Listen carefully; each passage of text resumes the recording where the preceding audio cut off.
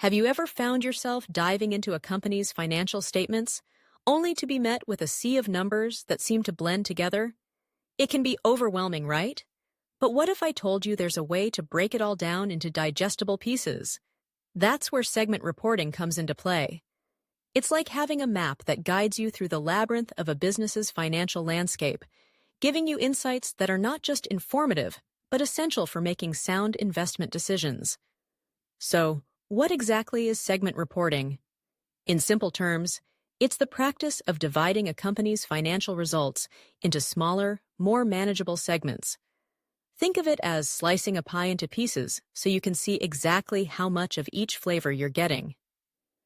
These segments can be based on various factors: products, services, geographical regions, or even customer types. This breakdown allows stakeholders, like investors, analysts, and even company management, to get a clearer picture of how different parts of the business are performing. Now, why is this important? First and foremost, it promotes transparency. When a company reports its financial performance by segment, it opens the door for investors to see how each part contributes to the overall success or struggles of the business. Imagine you're looking at a tech company that sells both hardware and software. Segment reporting would allow you to see not just the total revenue, but also how much each segment is bringing in. This clarity can help you make more informed decisions about whether to invest your hard-earned cash. Another significant benefit of segment reporting is accountability. When management knows they have to report on the performance of each segment, there's a greater incentive to ensure that every part of the business is performing well. It's like having a coach who keeps track of each player's performance in a game. If one player isn't pulling their weight, it's up to the coach to make the necessary adjustments. Similarly, segment reporting holds management accountable for the success of each business unit, prompting them to make strategic decisions that benefit the company as a whole. Now, let's not forget about decision-making. For investors, segment reporting provides the data needed to evaluate a company's performance. If you see that one segment is consistently outperforming others, it could signal a growth opportunity. Conversely, if a segment is lagging, it might raise red flags. For management, this information is invaluable. It helps them decide where to allocate resources, which products to promote, and even which markets to enter or exit. It's like having a compass that points you in the right direction. Compliance is another critical aspect of segment reporting. Companies are often required by accounting standards like IFRS and GAAP to provide this segmented information. Not adhering to these standards can result in penalties or legal consequences. So, segment reporting isn't just a good practice. It's a necessity for companies that want to operate within the legal framework. Now, let's dive a bit deeper into the types of segments a company might report on. One common approach is to look at product segments. For instance, a clothing retailer might report separately on men's, women's, and children's apparel. This allows stakeholders to see which lines are thriving and which might need a little extra love. Geographic segments are also prevalent, especially for multinational corporations. A company might report its performance in North America, Europe, and Asia. This breakdown can reveal trends and opportunities in specific markets.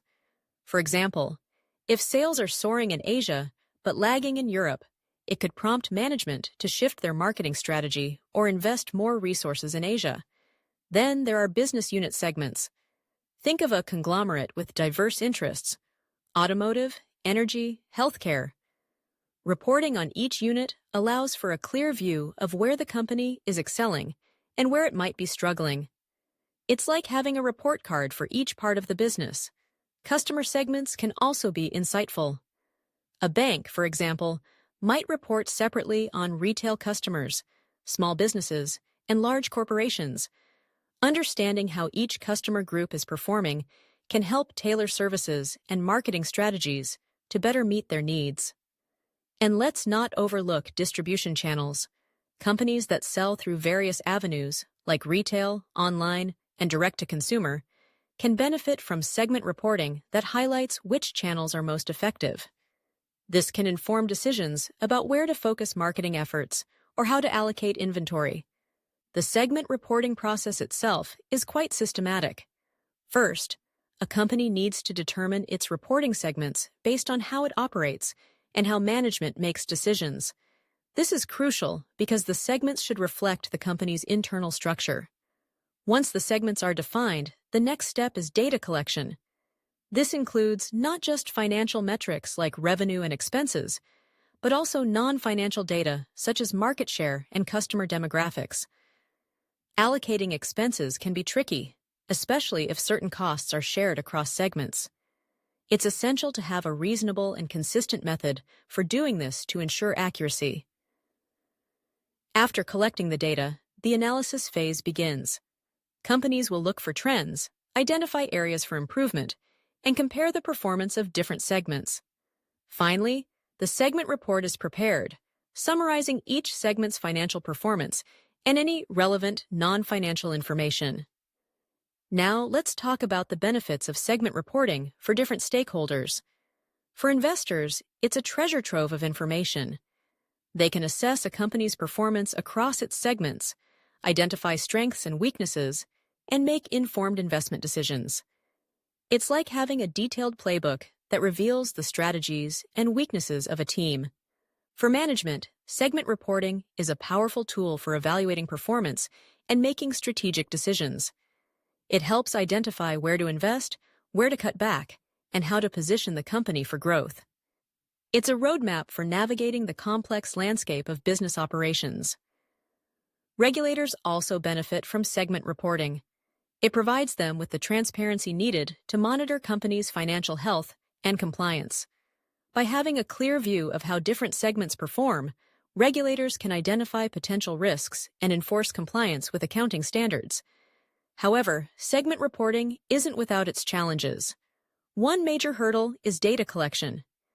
If a company has a complex organizational structure or operates in multiple regions, gathering accurate and relevant data can be a daunting task.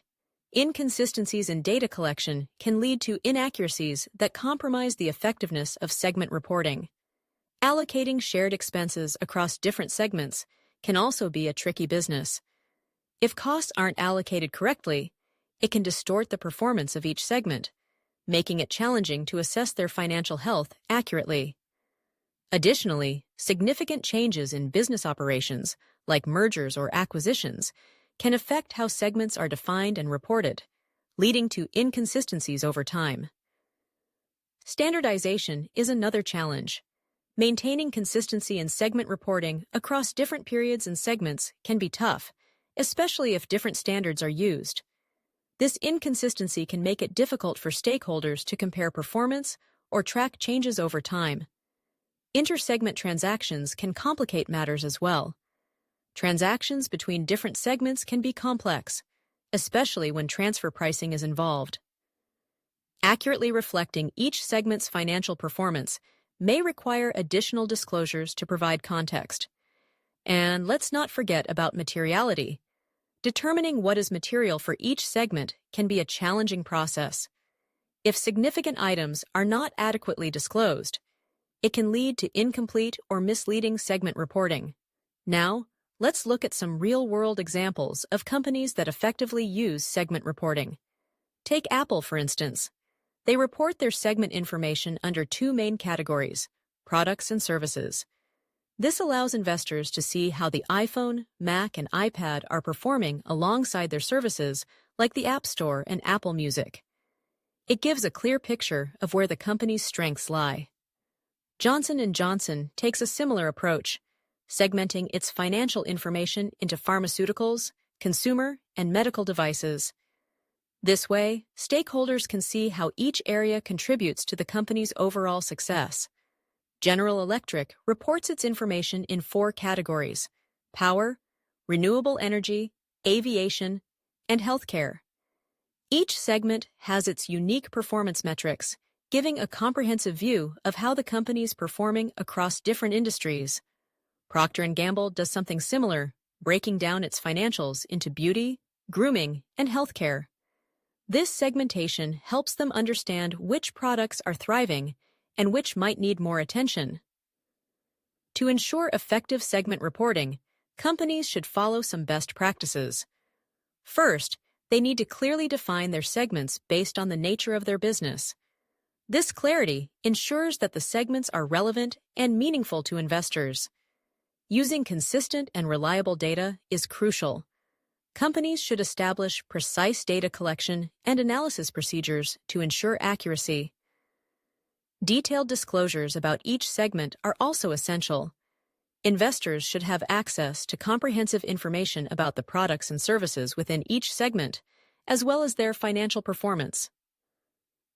External benchmarks can provide valuable context for segment performance. By comparing against industry standards, companies can help investors understand how they stack up against their peers. Regularly reviewing and updating segment reporting is also vital to ensure it remains relevant and useful.